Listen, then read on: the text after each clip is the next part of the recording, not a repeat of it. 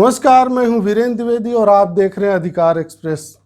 देश भर में फैले कोरोना वायरस के संक्रमण के बीच महाराष्ट्र के पालघर में कथित भीड़ द्वारा जूना अखाड़ा के दो संतों की पीट कर हत्या के एक मामले ने अब नया मोड़ ले लिया है।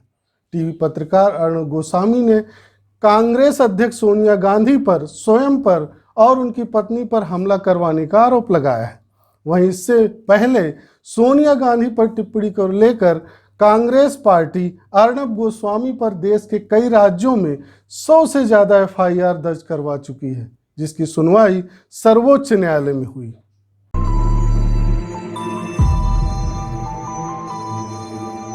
चलिए सबसे पहले हम आपको बताते हैं कि सर्वोच्च न्यायालय की 2 सदस्यीय पीठ ने क्या निर्णय दिया। रिपब्लिक भारत टीवी के संपादक अर्णब गोस्वामी की ओर से दायर याचिका पर शुक्रवार को सर्वोच्च न्यायालय की 2 सदस्यीय जस्टिस DY चंद्रचूड़ और जस्टिस MR शाह की पीठ ने वीडियो कॉन्फ्रेंसिंग के जरिए सुनवाई की। अर्णब गोस्वामी के लिए अधिवक्ता मुकुल रोहतगी पेश हुए और वहीं महाराष्ट्र की ओर से कपिल सिब्बल, छत्तीसगढ़ के लिए विवेक तनखा, राजस्थान के लिए मनीष सिंघवी समेत कुल 8 वकील बहस के लिए उपस्थित थे। सुनवाई प्रारंभ होते ही न्यायाधीश ने पूछा कि एक नए मामले के लिए इतने वकील क्यों आए हैं। हालांकि सर्वोच्च न्यायालय ने अर्णब गोस्वामी को डिबेट यानी चर्चा के दौरान कांग्रेस अध्यक्ष सोनिया गांधी पर कथित टिप्पणी करने के मामले में कुछ राहत दे दी है और महाराष्ट्र, छत्तीसगढ़, राजस्थान, पंजाब, तेलंगाना, उत्तर प्रदेश, बिहार और जम्मू कश्मीर में दर्ज की गई 100 से ज्यादा एफआईआर पर रोक लगा दी। पीठ ने नागपुर में दायर केस को मुंबई ट्रांसफर करने का आदेश दे दिया। न्यायालय ने अर्णब गोस्वामी को अग्रिम जमानत के लिए आवेदन करने के लिए 3 हफ्ते का समय दिया है, यानी तब तक गिरफ्तारी पर रोक लगी रहेगी। न्यायालय ने मुंबई पुलिस कमिश्नर को रिपब्लिक टीवी के कार्यालय को सुरक्षा देने के लिए भी कहा है। न्यायालय ने कहा कि हम सभी एफआईआर में किसी भी तरह की कार्रवाई पर फिलहाल रोक लगा रहे हैं, तब तक याचिकाकर्ता अपनी अर्जी में संशोधन करें, सभी एफआईआर को एक साथ जोड़ें, फिर आगे की सुनवाई करेंगे, क्योंकि एक ही मामले की जांच कई जगहों पर नहीं हो सकती है। पीठ ने आगे कहा कि इस मामले में नागपुर में दर्ज एफआईआर को मुंबई स्थानांतरित किया जाए। न्यायालय ने अर्णब गोस्वामी को भी आदेश दिया कि वे मामले की जांच में पुलिस का पूरा सहयोग करें। न्यायाधीश चंद्रचूड़ ने मामले की सुनवाई के समय कहा कि मीडिया पर कोई अंकुश नहीं होना चाहिए। मैं मीडिया पर किसी तरह की पाबंदी लगाने का विरोधी हूँ। वहीं अधिवक्ता मुकुल रोहतगी ने अपने पक्षकार के खिलाफ लगी झूठी शिकायतों की आलोचना करते हुए कहा कि यह एफआईआर प्रेस की स्वतंत्रता को कुचलने का प्रयास है। उन्होंने पीठ को बताया कि किसी भी एक कारण के लिए इतनी एफआईआर दर्ज नहीं की जा सकती। उन्होंने पालघर लिंचिंग पर टीवी बहस का उल्लेख करते हुए कहा कि जब भी पॉलिटिकल डिबेट होती है तो उकसावे वाले सवाल पूछे जाते हैं। यदि साधुओं की हत्या हुई है और हिंदू समुदाय के भीतर उथल पुथल है तो आप कोई सवाल क्यों नहीं उठा रहे हैं। रोहतगी ने अर्णब और उनकी पत्नी पर हुए कथित हमले की चर्चा करते हुए इसे दोनों पर जानलेवा हमला बताया। हालांकि इस बीच बचाव पक्ष के वकील कपिल सिब्बल ने टीवी डिबेट को लेकर कुछ टिप्पणियां करते हुए कहा कि क्या यह अभिव्यक्ति की आज़ादी के अधिकार के तहत आता है। उन्होंने कहा, आप हिंदुओं को अल्पसंख्यकों के खिलाफ सांप्रदायिक हिंसा भड़काने की कोशिश कर रहे हैं।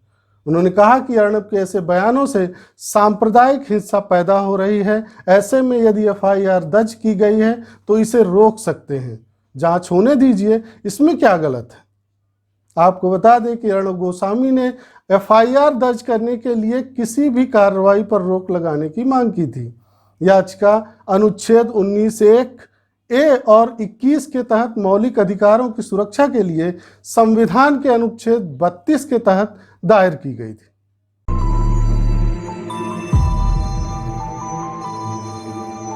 अब हम आपको बताते हैं कि अर्णब गोस्वामी ने कांग्रेस अध्यक्ष सोनिया गांधी पर क्या टिप्पणी की थी और उनके ऊपर किस प्रकार का आक्रमण हुआ था। 21 अप्रैल को रिपब्लिक टीवी चैनल पर अपने एक कार्यक्रम के समय अर्णब गोस्वामी ने अपने शो में पालघर हत्याकांड के विषय में कहा था, यदि किसी मौलवी या पादरी की इस तरह से हत्या हुई होती तो क्या मीडिया सेकुलर गैंग और राजनीतिक दल आज शांत होते? यदि पादरी की हत्या हुई होती तो क्या इटली वाली एंटोनियो माइनो, इटली वाली सोनिया गांधी आज चुप रहती?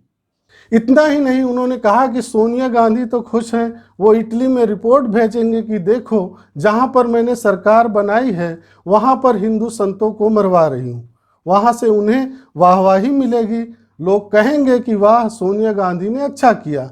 इन लोगों को शर्म आनी चाहिए। क्या उन्हें लगता है कि हिंदू चुप रहेंगे? आज प्रमोद कृष्णन को बता दिया जाना चाहिए कि क्या हिंदू चुप रहेंगे? पूरा भारत भी यही पूछ रहा है। बोलने का समय आ गया है। इस शो के पश्चात बुधवार की देर रात मुंबई में स्वयं पर हमले के बारे में एक वीडियो में अर्णब गोस्वामी ने बताया कि मैं ऑफिस से घर लौट रहा था, तभी रास्ते में बाइक सवार 2 गुंडों ने हमला किया। मैं अपनी कार में पत्नी के साथ था। हमलावरों ने खिड़की तोड़ने की कोशिश की। ये कांग्रेस के गुंडे थे। हालांकि अर्णब गोस्वामी और उनकी पत्नी पूरी तरह सुरक्षित हैं, उन्हें कोई चोट नहीं आई है। कार पर हमले के निशान दिख रहे हैं। पुलिस ने मामले की जांच शुरू कर दी है। पुलिस ने अर्णब पर हमले के संबंध में 2 लोगों को गिरफ्तार किया है। इनके विरुद्ध एनएम जोशी मार्ग पुलिस थाने में आईपीसी की धारा 341 और 504 के खिलाफ केस दर्ज किया गया है। वहीं इस घटना के विषय में एडिटर्स गिल्ड ऑफ इंडिया ने बयान जारी करते हुए रिपब्लिक टीवी चैनल के editor in chief Arnab Goswami और उनकी पत्नी के खिलाफ शारीरिक हमले की निंदा की। बयान में कहा गया कि किसी भी शारीरिक हमले, किसी भी पत्रकार के खिलाफ घृणा या मौखिक दुर्व्यवहार के लिए उकसाना एक निंदनीय कार्य है। एडिटर्स गिल्ड ने कहा कि यह किसी भी स्थिति में स्वीकार नहीं है।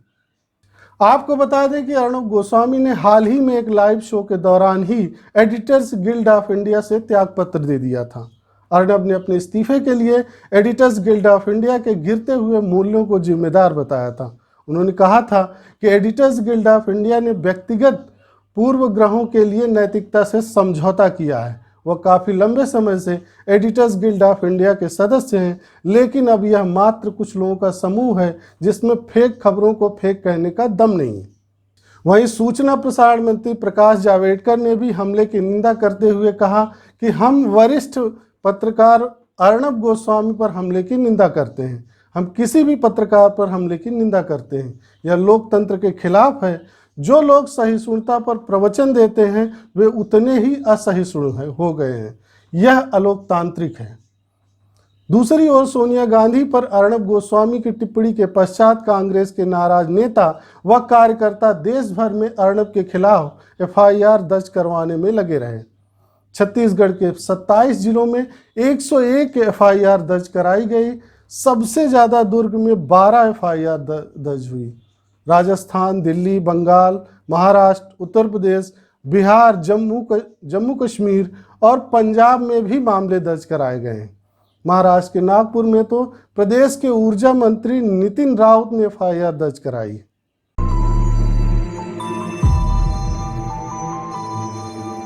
अब आपके लिए यह भी जानना आवश्यक है कि आखिर अर्णब गोस्वामी कौन है।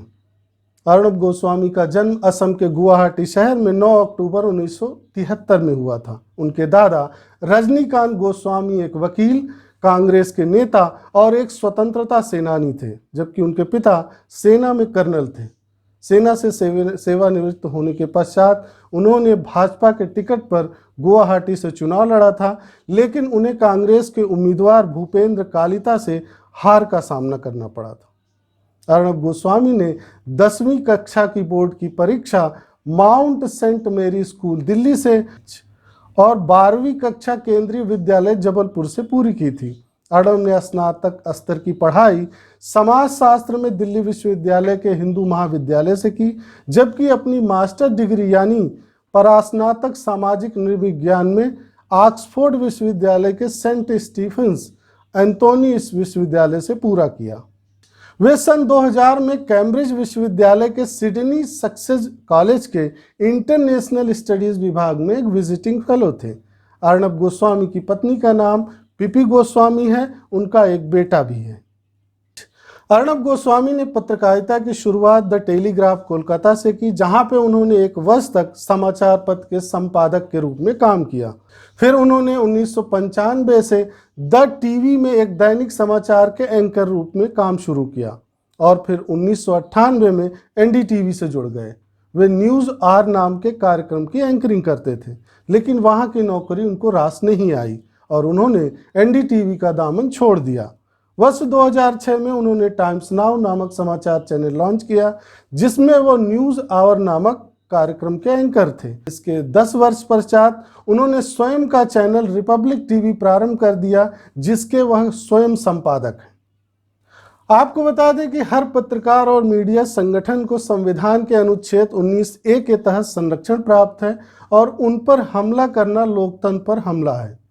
महाराष्ट्र के पालघर में जूना अखाड़े के 2 संतों की हत्या पर सोनिया गांधी की चुप्पी को लेकर अर्णब गोस्वामी की टिप्पणी ने एक बार फिर कई प्रश्न खड़े कर दिए हैं, जैसे क्या भारत जैसे लोकतांत्रिक देश में मत विभिन्नता होने पर हिंसक तरीका अपनाया जाना चाहिए? यदि किसी को अर्णब गोस्वामी की पत्रकारिता खटकती है तो वह उस पर बहस कर सकता है या उन्हें देखना और पढ़ना बंद कर सकता है, और यदि कोई रिपोर्ट मनगढ़ंत लगे तो उसके खिलाफ पुलिस थाने या न्यायालय में शिकायत कर सकता है। लेकिन कांग्रेस पार्टी ने ऐसा नहीं किया, बल्कि उनके कार्यकर्ताओं ने अर्णब पर शारीरिक आक्रमण किया। इतना ही नहीं, अर्णब गोस्वामी को परेशान करने के लिए उनके विरुद्ध भारत के इतिहास में शायद अब तक का सबसे ज़्यादा संख्या में FIR दर्ज करवा दी, जिससे अर्णब को परेशान किया जा सके, जो कहीं से भी लोकतांत्रिक व्यवहार नहीं लगता है।